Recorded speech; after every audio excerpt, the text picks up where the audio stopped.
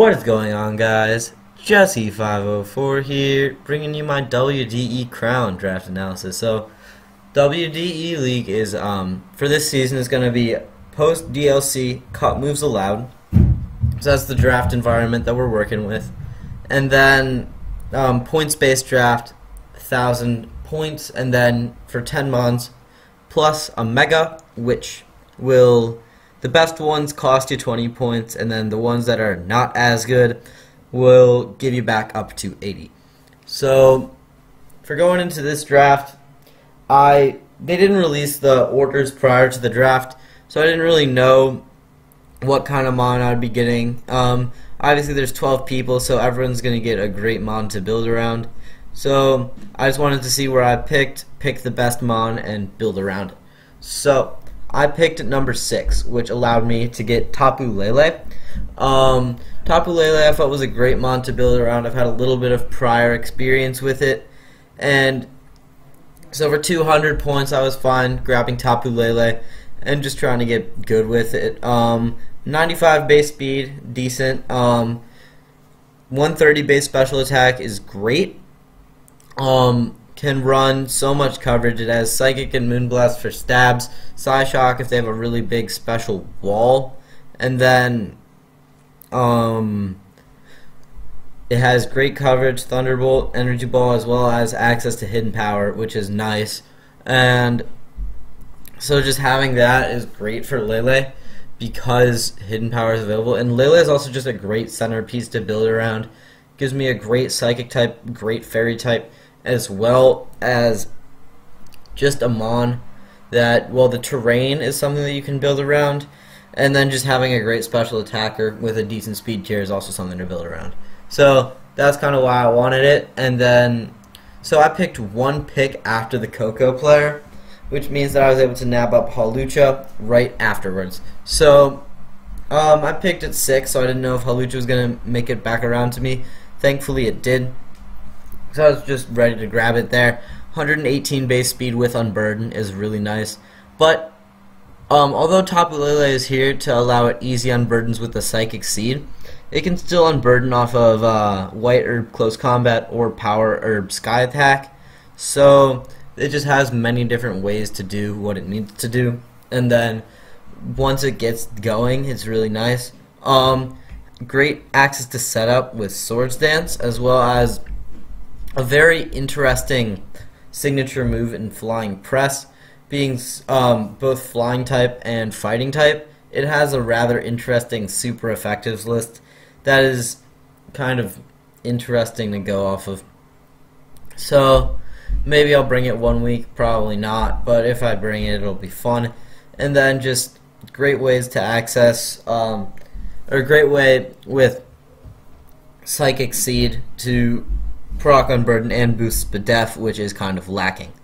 So that's kind of why I wanted Hawlucha. Great synergy with Tapu Lele, and they kind of do different things, but they do work well together.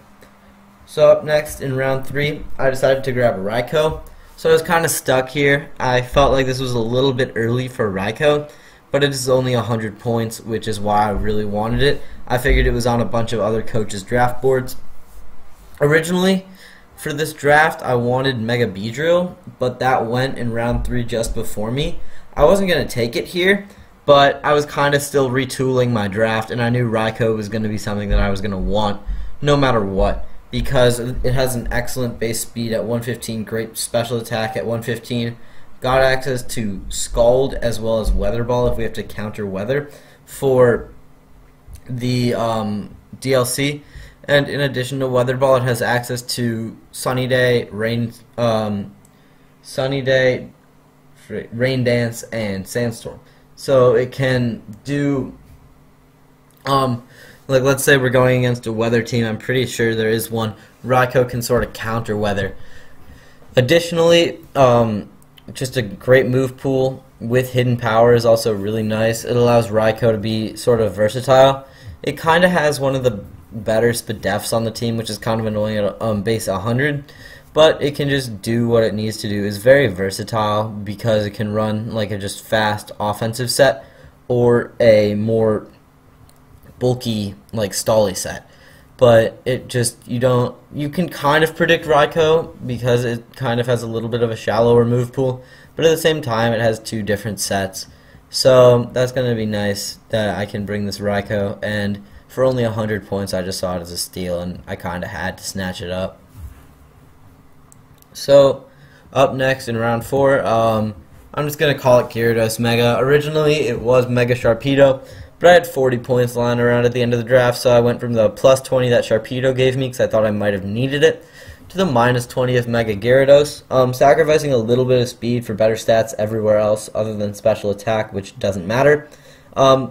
Very good defenses is really helpful because this draft isn't too bulky, but this Gyarados lets it be a little more bulky, and then with that, with those great defenses, it's able to set up 1 or 2 Dragon Dances and just go through teams. As well, it is one of those Megas that changes type upon Mega Evolution, which is really interesting. It goes from being quad weak to Electric and weak to Rock to only being 1 times weak, or being just regular weak to Electric, weak to Grass. It gets a bunch more weaknesses, but also changes up its resistances and changes its ability to Mold Breaker.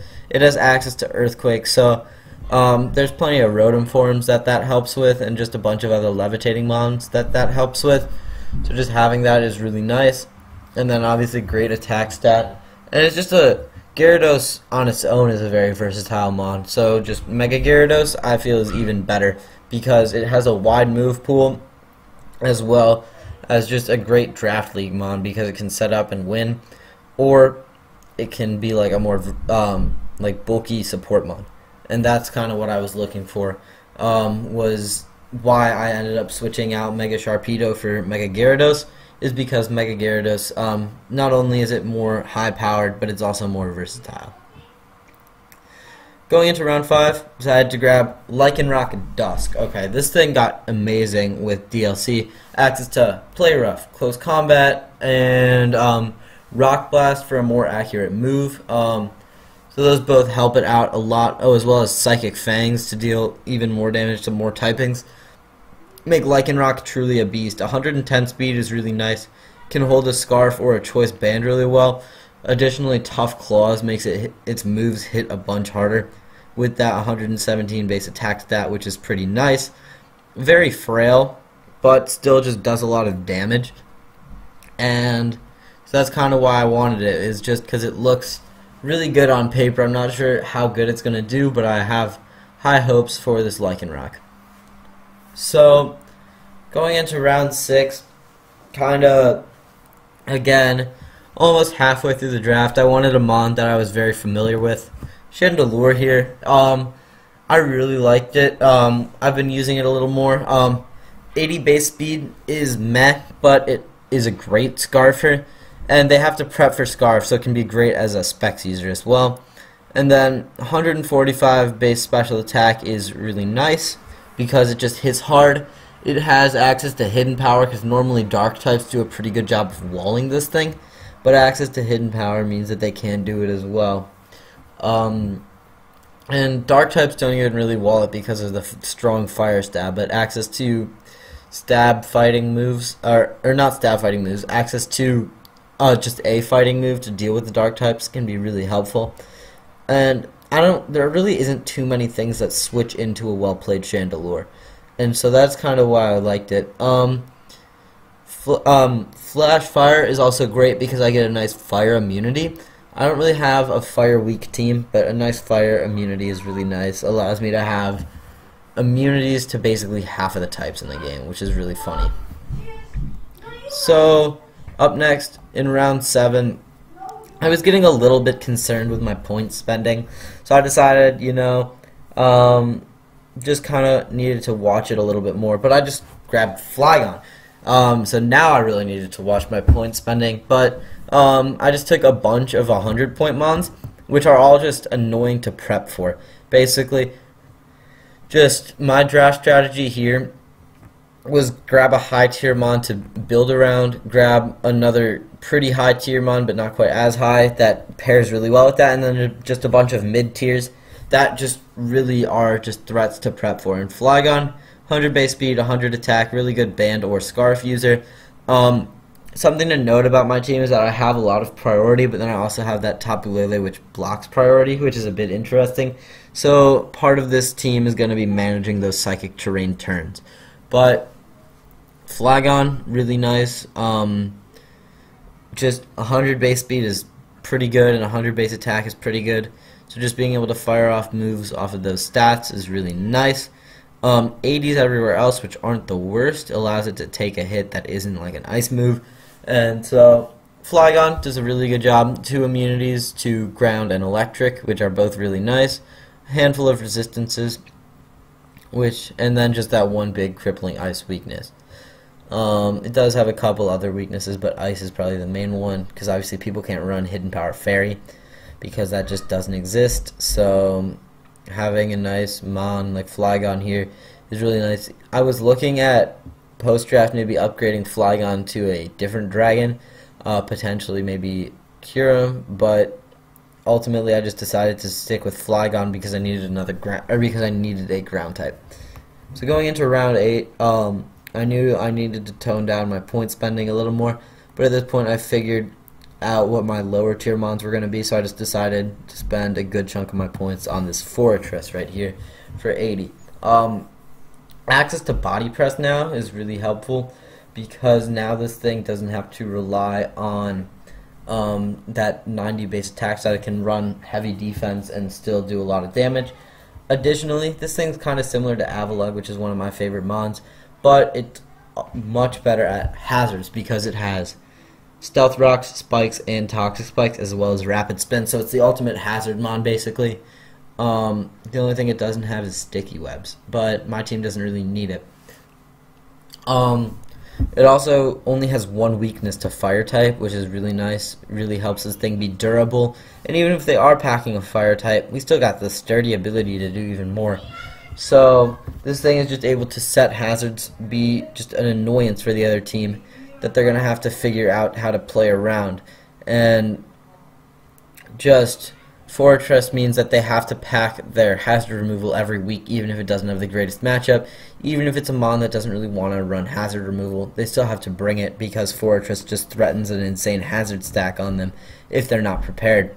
So nice new access to body press, access to hazards make this thing a really great mon. Up next in round 9, I decided to spend 60 of my points on Weezing, pick up another mon. The first thing I realized when I grabbed Weezing is that I have Hawlucha, I have Flygon, and I also have Gyarados, which can be immune to ground before it Mega Evolves. So just having this Weezing here that,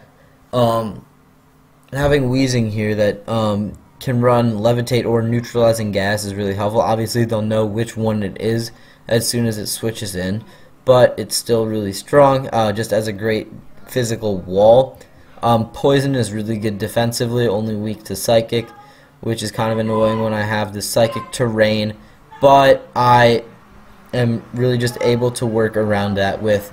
So yeah, this whole team is kind of built around this terrain, which is really nice. So up next in round 10, got Wigglytuff here. On the surface, it looks really good because it has access to that broken combination of Wish and Teleport.